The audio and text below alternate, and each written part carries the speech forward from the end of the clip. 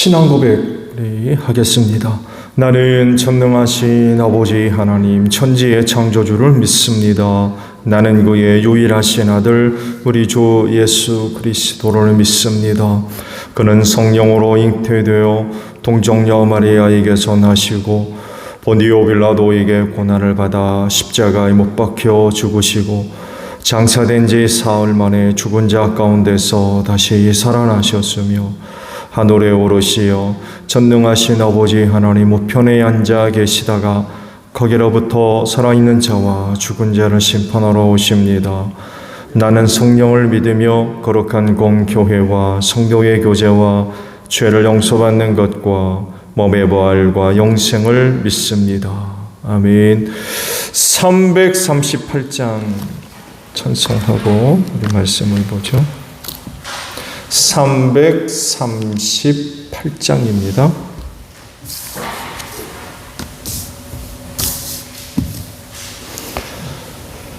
내 주를 가까이 하게 함은 십자가 짐 같은 고생이나 내 일생 소원은 늘 찬송하면서 주께 더 나아가기 원합니다. 내 고생하는 것 옛 야곱이 돌베개 베고 잠 갔습니다. 꿈에도 소원이 늘 찬송하면서 주께 더 나아가기 원합니다. 천성에 가는 길 험하여도 생명길 대나님 은혜로다. 천사날 부르니 늘 찬송하면서 주께 더 나아가기 원합니다. 야곱이 잠 깨어 일어난 후 돌단을 쌓은 것 번받아서 숨질 때 되도록 늘 찬송하면서 주께 더 나아가기 원합니다. 아멘. 시편 22편의 말씀을 봅니다.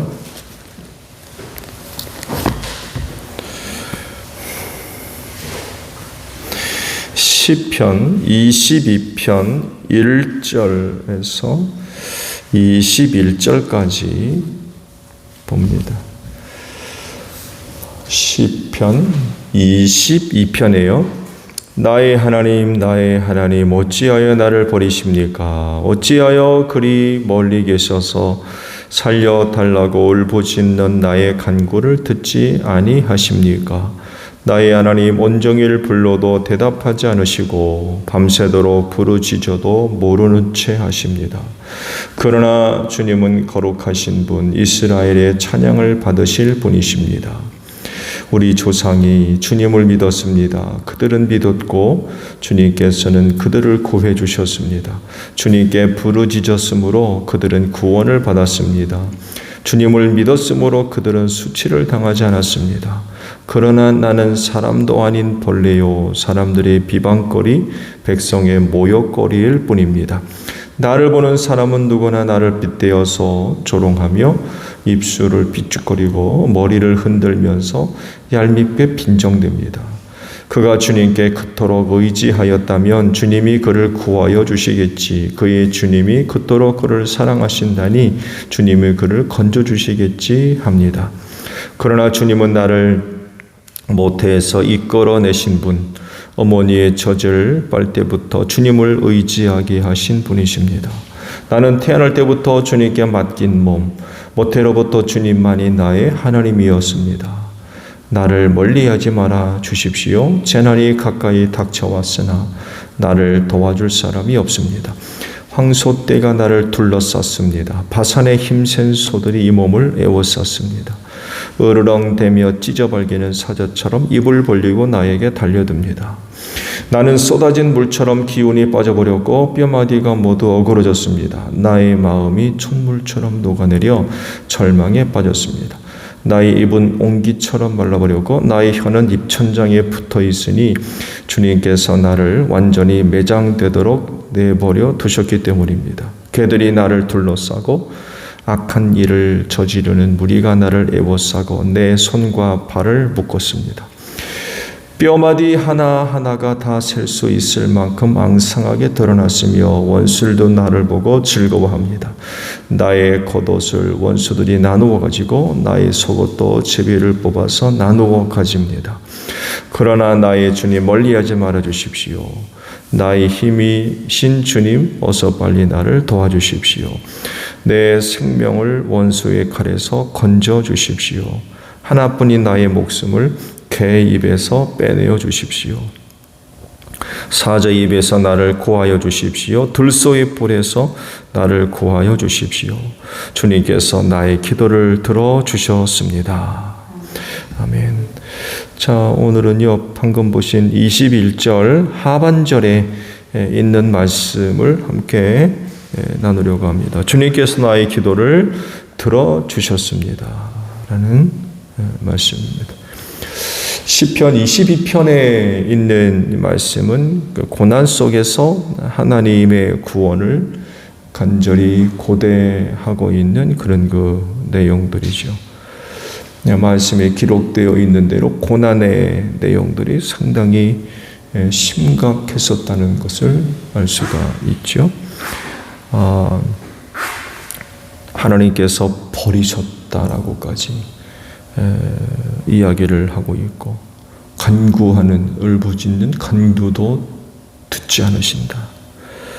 이렇게도 기록되어 있고 사람들로부터 조롱과 비웃음을 받고 있다라고도 말씀을 하고 있습니다.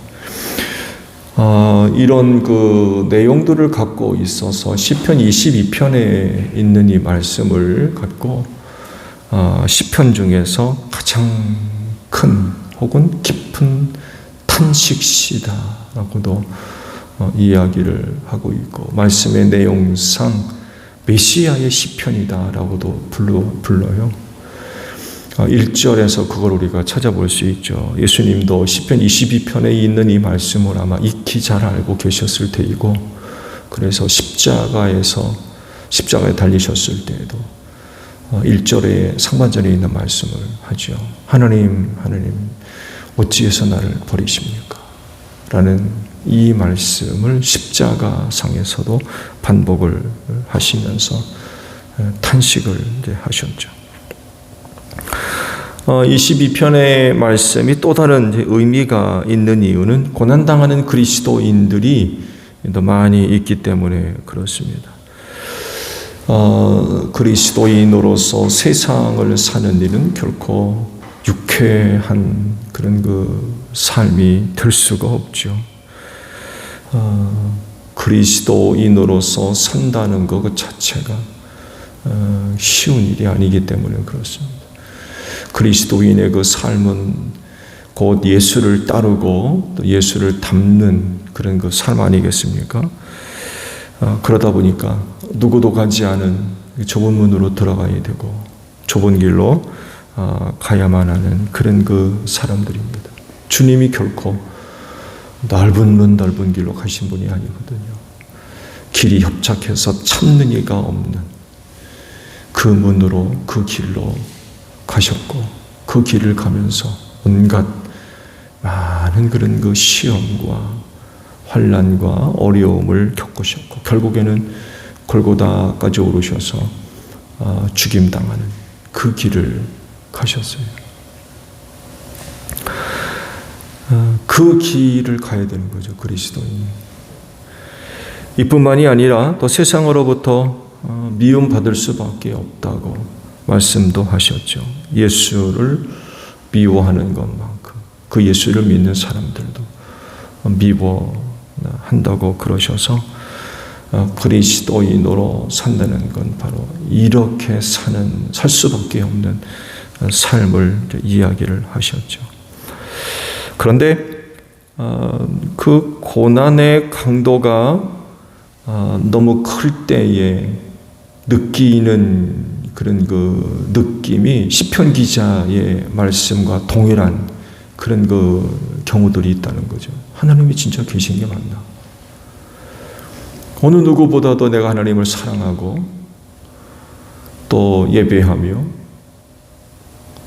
또 순종하며 사는 그런 그 삶인데 겪는 일어난 일이 너무나도 크다 보니까 이 하나님이 살아계신 게 맞는지, 하나님이 정말 나를 사랑하는 게 맞는지, 시편 기자같이 하나님이 버렸다는 거죠. 그 너무나도 고난이 크니까 하나님이 자기를 버렸다는 거.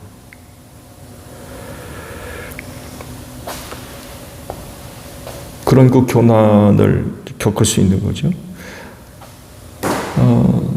하는 말이 하늘이 무너져도 솟아날 구멍이 있다고는 하는데 구멍이 어디 있는지 모르겠는 거예요. 그 구멍이 어디 있는지. 무너지는 것만 있지 그 솟아날 구멍이 어디 있느냐는 거예요. 전혀 그 상황을 헤쳐나갈 수 있는 그런 게 전혀 보이지를 않는 거죠. 하나님이 나를 버렸다라고 하는데 하나님이 나를 잊어버린 거 아닌가? 완전히 잊혀진 존재. 하나님으로부터, 하나님의 기억에서부터 완전히 잊혀진 존재. 그래서 기도하고 예배 드리고 또 신앙적인 여러 가지 고백적인 그런 그 삶의 모습들 자체가 무의미해져 버리는, 이거 도대체 왜 하는지 모르겠는, 의미가 없는 거죠. 이렇게 하는 거 이거 맞는 건가? 하나님 존재 자체에 대한 그런 그 부정이 일어나게 되면 이렇게 될 수밖에 없는 거죠. 그럴 정도로 심각한 그런 그 위기 상황에 놓일 수가 있다는 거죠. 심지어는 그냥 그렇게 끝나버릴 수도 있어요. 전혀 해결을 얻지 못하고 눈 감을 수도 있어요. 그래서 예수님도 십자가상에서 부르짖은 것 아닙니까? 하나님, 어찌해서 나를 버리십니까? 그래서 그런 말씀하신 거예요. 너무나도 낙심이 크니까 어째서 나를 버리셨어요? 너무 힘든 거죠.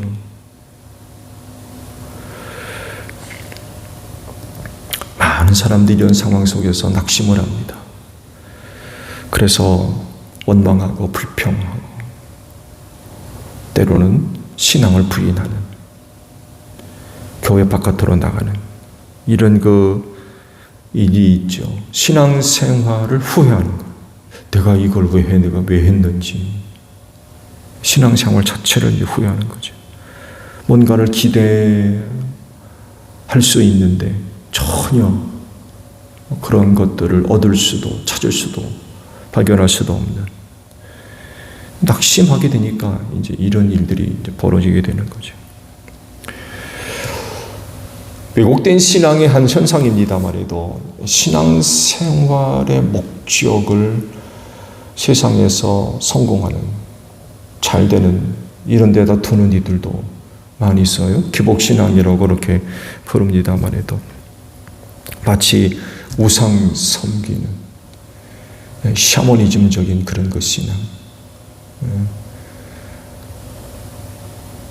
이런 형식으로 혹은 이런 내용으로 신앙생활 하는 이들도 있습니다. 어떤 사람들은 육신의 어떤 즐거움과 만족을 따르다가 교회와 멀어지기도 하고, 그리고 신앙생활을 적당히 하려고 합니다. 교회와의 관계도 좀 적당히 하려고 그러고, 그야말로 사도 바울과도 같이 달리기를 하는 경주자와 같이 그렇게 하나님을 섬기고 신앙생활해야 될 것을 말씀을 하죠. 그 세상 사람들 썩어 없어질 면류관, 월계관 얻으려고 그렇게 애를 쓰잖아요. 우리는 썩지 않을 영광의 면류관을 얻기 위해서 그렇게 달려가야 된다 라고 말씀하시는데 신앙생활도 대충 하려고 그래요. 네. 적당히 이제 하려고.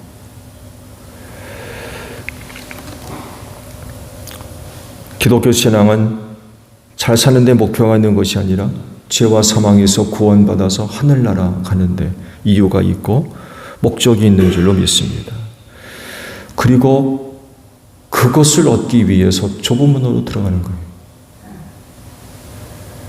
그것 때문에 여러 좋은 많은 길을 마다하고 좁은 길 가는 거예요. 찾는 이가 없는 그런 데로 가는 거예요. 멸망길은 넓다고 그랬어요. 찾는 이가 많다고. 그러나 생명길은 좁은 문으로 들어가야 되고 좁은 길로 가야 된다는 거. 그것도 애쓰면서 가야 됩니다. 왜? 쉽지 않으니까. 많은 그런 어려운 일을 겪어야만 하거든요. 좁은 길 걸어보셨죠? 특히 논뚝길. 걸어보셨어요?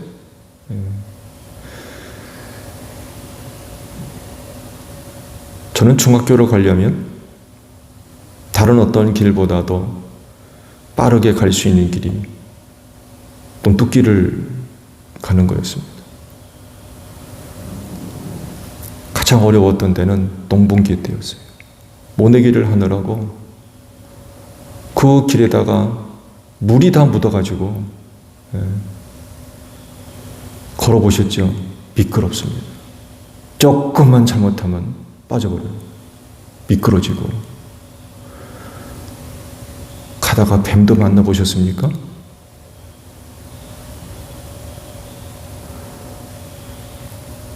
그런 길이기 때문에 여차하게 되면 미끄러지는 거예요. 좁은 길이라서 그래요. 정신 차려야 돼요. 조심해야 되고.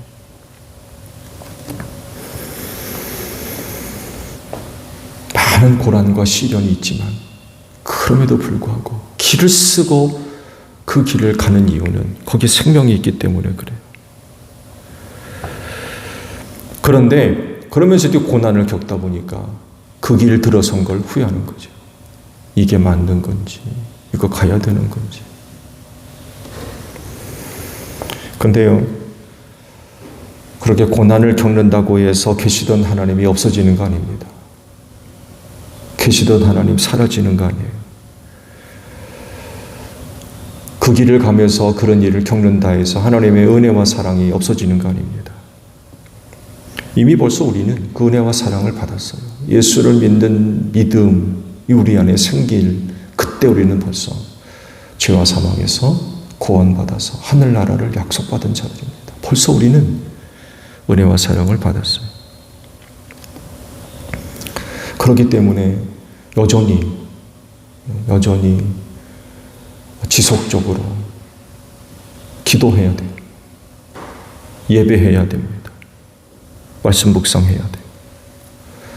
그러다가 생애를 마감한다 할지라도 여전히 살아계신 하나님, 나를 구원하신 하나님을 기대하는, 바라보는, 이게 신앙이라는 거죠.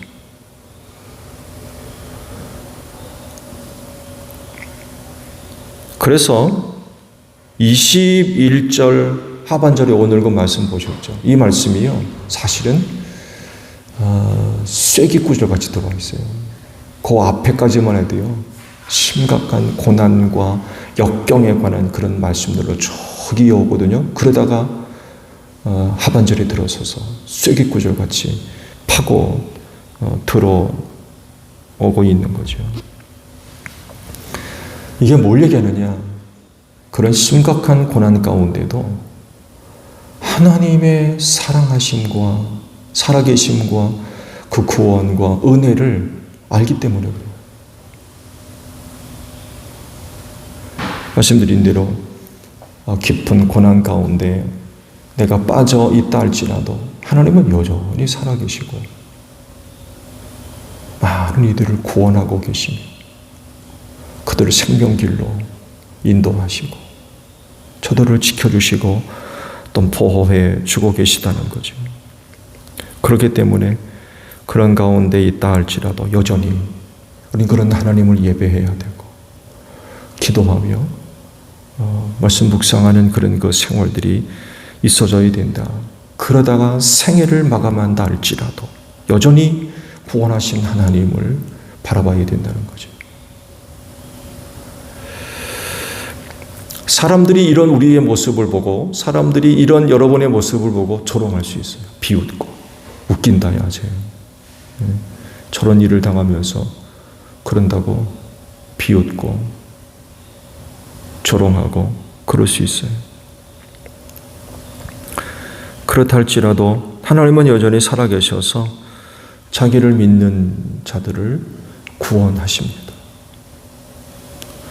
스데반 집사가 돌에 맞아 죽으면서 보여준 모습이 잘 이런 것들을 얘기하고 있는 것 같아요. 스데반 집사가 돌에 맞아 죽었을 때 천사 보내주지 않았어요. 그에게 돌 던지는 사람들이 눈을 벌게 하지 않으셨어요. 누군가를 보내서 그를 보호해주는 그 어떤 것도 있지 않았어요. 그냥 돌에 맞아 죽었어요. 비참하죠. 비참합니다. 스데반 집사와 같이 열정적인 사람이 어디 있습니까? 그야말로 복음 전하다가 붙들려가지고 그런 거 고초를 겪다가 돌에 맞아 죽었는데 여러분 아시듯이 여전히 유대교는 살기등등해서 예수 믿는 사람들을 그렇게 지금 대하고 있는 사회적인 분위기였어요. 그런 가운데도 복음 전하거든. 대단한 사람입니다. 그러면은 하나님의 어떤 기적적인 그 어떤 것들을 기대해 볼 수 있지 않겠습니까? 근데 하나도 그런 일을 하지 않았어요. 그냥 돌에 맞아 죽었어요. 그런데도 스데반 집사가 우리에게 보여주는 모습이 뭡니까? 그런 자리에서도 낙심하지 않습니다. 그런 그들을 두려워하지 않습니다. 절망하지 않아요.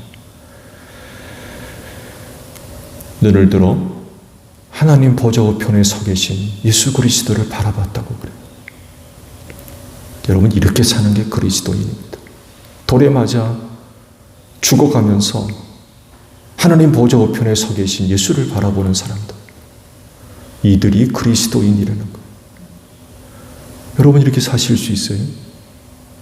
지금 시편 기자가 이걸 우리에게 지금 이야기하고 있습니다. 말씀 보면 전혀 문제 해결이 보이지를 않아요. 그런데도 하나님의 내 기도를 들어주셨다는 거예요.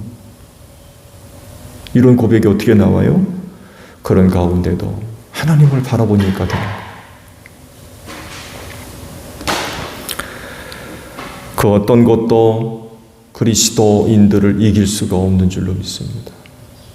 그러려면 흔들리지 않는 믿음의 사람들이 되어야 되겠죠. 변치 않는 믿음의 사람들.